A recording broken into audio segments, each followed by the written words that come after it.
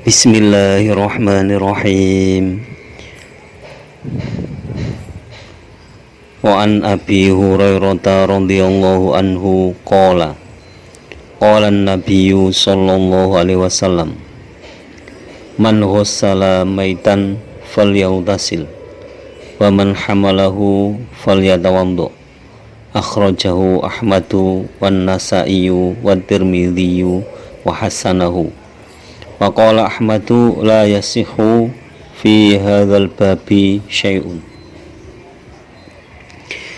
Wa an Abi Hurairah lan kacerita saking sahabat Abi Hurairah Rondia muga-muga ngrindani Allahu sapa Allah anhu ing Abi Hurairah.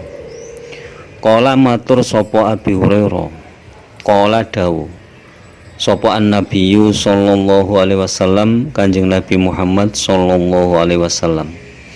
Rupane dawu man ghassala maitan, man utawi sapane wong ghassala iku ngedusi sapa man maitan ing mayit, falyautasil mongko becik adus sapa man.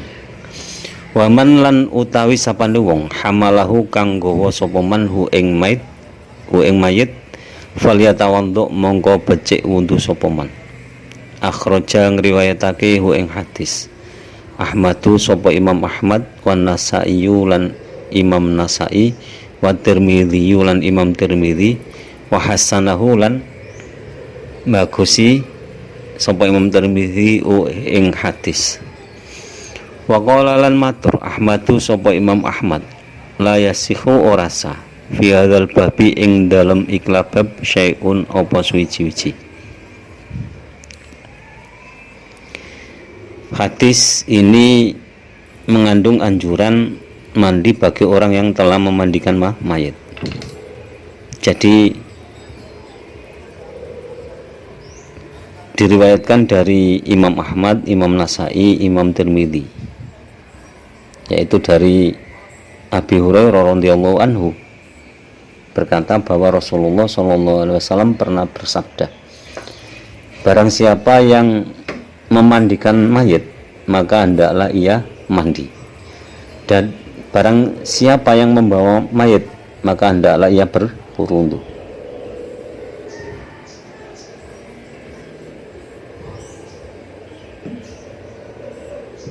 Jadi ini kandungannya adalah hukum sunnah. Jadi disunahkan bagi orang yang telah memandikan mayit agar mandi. Itu hukumnya sunnah.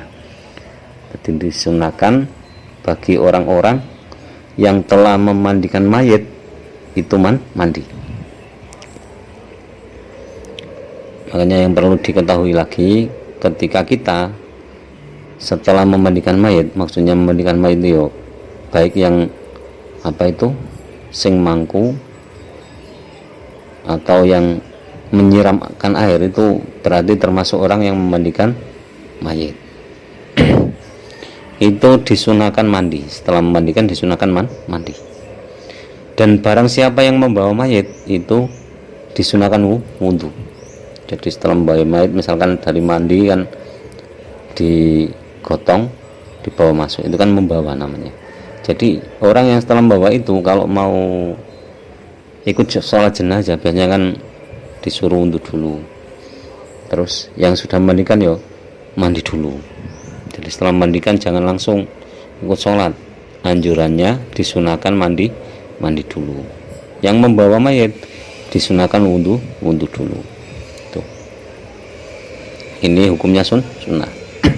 Tidak ada yang mewajibkan mandi setelah memandikan mayit. Tidak ada yang mewajibkan wudhu setelah membawa mayit. Ini sunnah. Tadi anjuran. An Abdillah bin Abi Bakrin radhiyallahu anhu, anna fil kitabi alladzi katabahu Rasulullah sallallahu alaihi wasallam li Amr bin Hazmin alla yamassal Qur'ana illa tahirun, rawahu Malikun mursalan wa wasalahu an-Nasaiyu wa Ibnu Hibban wa huwa ma'lulun. Wa an Abdillah bin Abi Bakrin lan kacerita saking Abdullah bin Abu Bakar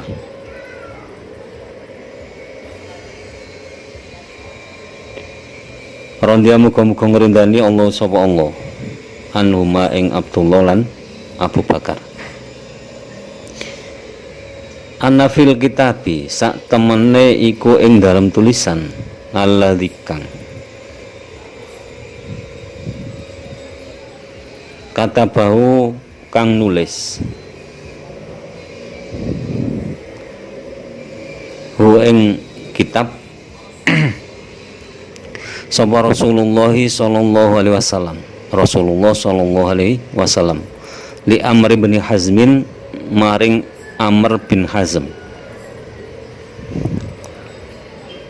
rupane kataba atau alladzi Allah ya masa nyento ora demek sapa wong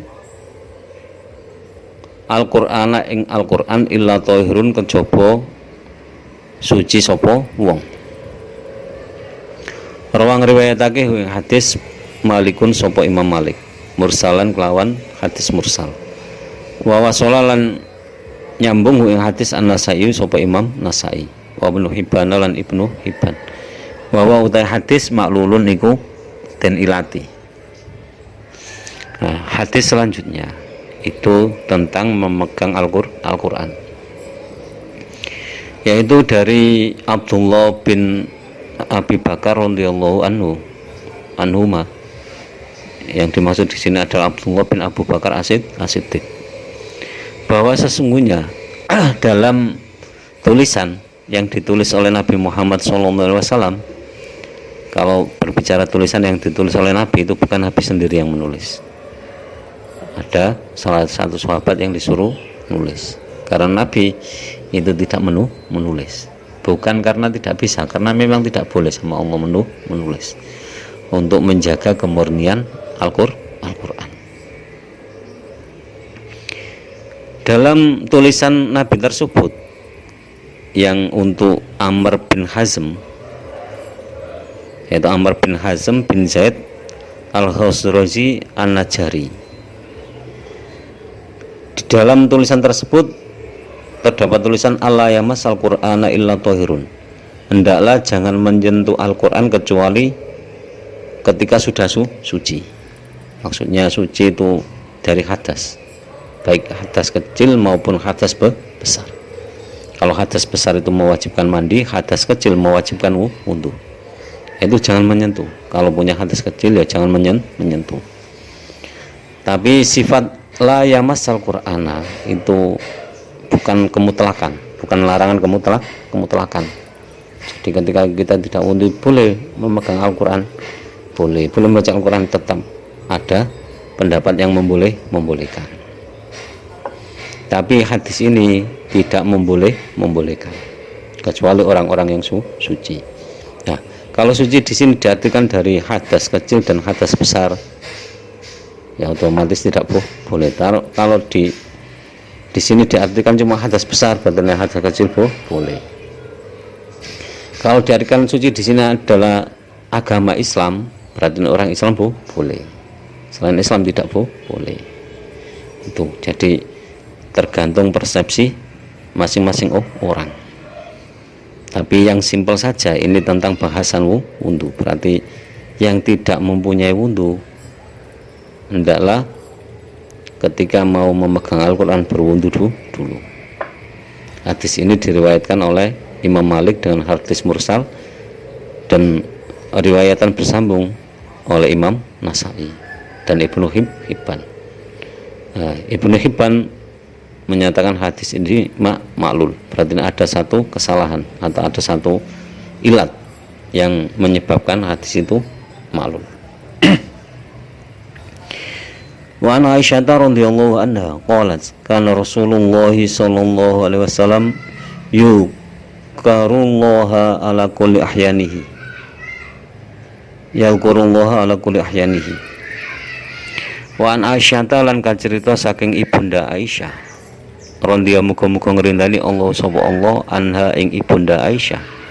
Qalat matur sapa ibunda Aisyah, rupane ature kana ana sapa Rasulullah sallallahu alaihi wasallam, Rasulullah sallallahu alaihi wasallam yukaru iku nutur sapa Rasulullah sallallahu alaihi wasallam Allah ing Allah ala kulli ahyanihi ing atase saben-saben tingkahe Kanjeng Nabi Muhammad sallallahu alaihi wasallam. Rawang riwayatake ing hadis Muslimun sapa Imam Muslim wa ala qolan nggantungake ing hadis Al-Bukhari sapa Imam Bukhari. Hadis dari Bunda Aisyah ini diriwayatkan oleh Imam Muslim. Sama Imam Bukhari itu masih digantungkan hadisnya. Jadi tidak dipakai kemutlakannya, tapi masih ada unsur digantungkan. Isi hadis tersebut adalah bahwa Rasulullah SAW itu selalu menyebut Allah dalam setiap tingkahnya. Maksudnya apa? Jadi setiap mau melakukan apapun itu selalu menyebut Allah. Jadi kul amri libalin la yubta'u fiha bi bismillahi fa huwa aqta. Jadi apapun yang akan diperbuat oleh Rasulullah itu selalu menyebut Allah. Jadi ini melibatkan Allah dalam segala hal. Wa Anas bin Malik radhiyallahu anhu anna Nabiyya sallallahu alaihi wasallam ihtajama wa shalla wa lam yatawaddo akhrajahu ad-Darqutni wa layanahu. Wa Anas lan kacerita saking sahabat Anas ibni Malikin putra lanang Malik radhiyallahu muga-muga ngrindani Allah sapa Allah anhu ing Anas bin Malik. Anna Nabiyya sallallahu alaihi wasallam satuhune Kanjeng Nabi Muhammad sallallahu alaihi wasallam ihtajama iku nyanduk sapa Kanjeng Nabi Muhammad sallallahu alaihi wasallam wa shallalan salat sapa Kanjeng Nabi Muhammad sallallahu alaihi wasallam wa lam yatawaddo lan ora pisan-pisan wudu sapa Kanjeng Nabi Muhammad sallallahu alaihi wasallam.